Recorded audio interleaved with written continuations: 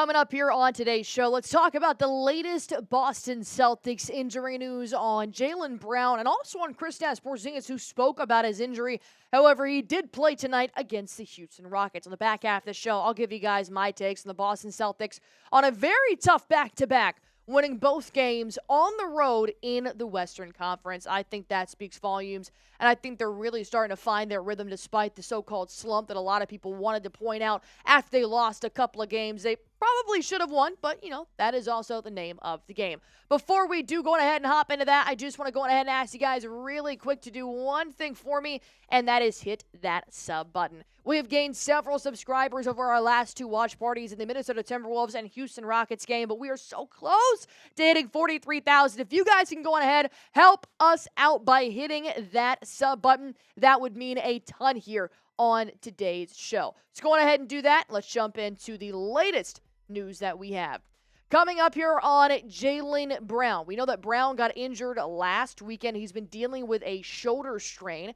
But the good news is that Jaylen Brown felt better today ahead of the Houston Rockets game and is doing okay. He remains day-to-day moving forward per Joe Mazzulla. Obviously, Brown, Kristaps, Holiday, Derek White, Jayson Tatum, these are your starting five players that you really have to monitor their injuries moving forward. But what's been really cool to watch with the Celtics bench players is having Sam Hauser step up in the Minnesota Timberwolves game, having Peyton Pritchard step up in the Houston Rockets game. We do have a very lengthy depth chart, which I am forever thankful for.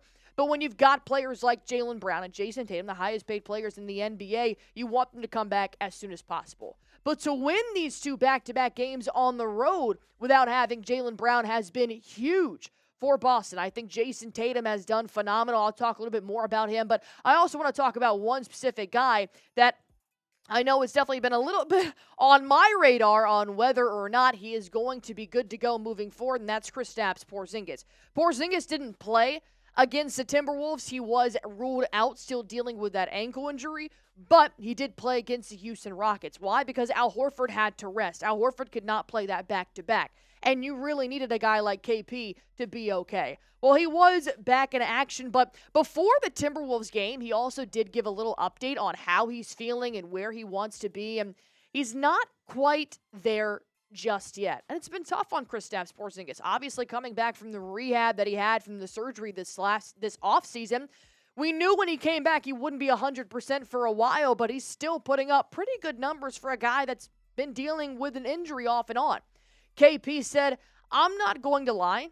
It is super annoying, super frustrating to not be able to catch a good rhythm. And already, boom, some small thing happens and you're out for a couple of games. This is what happened on Christmas Day when he tweaked his ankle going up against Joel Embiid that ended up keeping him out of the game and a few games after that for a little while." But he continues to say, "Just to be dealing with this, it's part of the life that I chose. My body, obviously, very particular, so these things can happen to me." Well, KP, we love you, but we also knew that. And Brad Stevens knew that when he decided to trade for Kristaps Porzingis.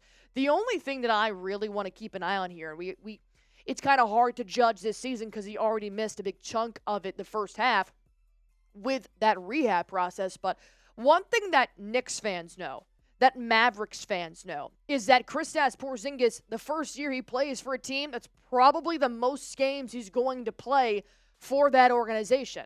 The Wizards happen to be, the unsung hero in that department. But KP, knowing he's drastically playing less and less games because he is dealing with very minuscule injuries that somebody like a Jayson Tatum would play through because he doesn't have that injury history that Kristaps Porzingis does. But because Porzingis has that injury history, you unfortunately have to take something like a little tweaked ankle as serious as taking him out of the ballgame because you want to have that precautionary measure. Porzingis continues to say, "I haven't been in my top shape just yet. It's been tough to have this kind of summer and the surgery and everything. Not to make an excuse, but obviously I haven't been able to get back into that top shape for playing. These small things, they start to derail you a little bit," which is really unfortunate to hear him say that because I think he's been playing fine. But the season's long and we have many, many games ahead of us. And I will keep working towards getting into top shape, and I believe I will get there. And I definitely do think he will get there, but you can only take so many precautions with a guy like Kristaps Porzingis because we saw those precautions last year, and he still ended up getting injured in the first round of the NBA playoffs. So you really just kind of have to take it with a grain of salt here. But I think Kristaps Porzingis is playing fine, even against the Houston Rockets, a game that he came back after not playing for those 3 games. I mean, 66% from the three-point line, absolutely. The field goal percentage, not my favorite, but still double digits, 2 assists, 5 rebounds, got a couple of blocks in there. This is what I kind of expected on a game like Porzingis coming back in where he kind of had to play because there wasn't enough guys to take over for him. But overall, I do think Kristaps Porzingis is going to keep getting better, and that is what he's trying to hint at as well here. So before I do move on, I just have a question for you guys real quick. Are you worried about the Porzingis injury starting to kind of add up here and really hindering the Celtics' chance at possibly going back-to-back? Go on ahead and let me know in the comment section by typing Y for yes or typing N for no. And while you guys are doing that, take your time because I'm going to go ahead and tell you guys real quick about our sponsor on today's show, and that is Prize Picks. If you guys aren't playing Prize Picks, honestly, what are you doing? I play Prize Picks every single game day, and I absolutely love it. If you guys want to go on ahead and test out your skills, it's super easy and also super fun to do so. All you guys have to do is just pick more or less on at least 2 players for a shot to win up to 1,000 times your cash. That's right, you heard me, up to 1,000 times your cash. You can pick between college and professional players. So if you guys really want to test out your skills, well, the good news is you can get action on sports in more than 30 different states, including California, Texas, Georgia, and Florida. You can join over 10 million active members by signing up today. And you're probably thinking, Allie, you say you play Prize Picks every single game. Well, where are your Prize Picks? Bang! That's what I'm rocking with on Sunday. Of course, we do have a little bit of football left, so I'll take Derrick Henry to have more than 93.5 rushing yards, and I will take Joe Burrow to have more than 1.5 passing touchdowns. These are my Prize Picks. If you guys want to go on ahead and test out your skills, I highly suggest doing so, and it's super easy to get started. Download the Prize Picks app. Use promo code CLNS to get $50 instantly after you play your first $5 lineup. Download the Prize Picks app. Use promo code CLNS. That'll give you guys $50 instantly when you play your first $5 lineup. Go on ahead, test out your skills today. Download the Prize Picks app. Prize Picks, run your game. A heck of a performance from Jayson Tatum, coming off an even better performance against the Minnesota Timberwolves. Nearly got a triple-double against Minnesota yesterday, and then comes back out, drops 20 again. 6 boards, 5 assists. His shooting, 40% from the three-point line, 4 for 10. Could be a little bit better, but Tatum definitely had a little bit of help from his other teammates going up against the Houston Rockets. The one thing I will say is that he was paired up a lot with Jalen Green, and I think Jalen Green is a really good defender, especially an on-ball defender. And Jayson Tatum continuously found ways to weave in and out of traffic and get away from Jalen Green, even without having somebody set a screen for him. There were numerous times where I saw Jayson Tatum cross over Jalen Green, then cross over Fred VanVleet and drive and do a nice up and under layup. That's what says MVP to me. Not to mention a very nice ankle breaker on Whitmore.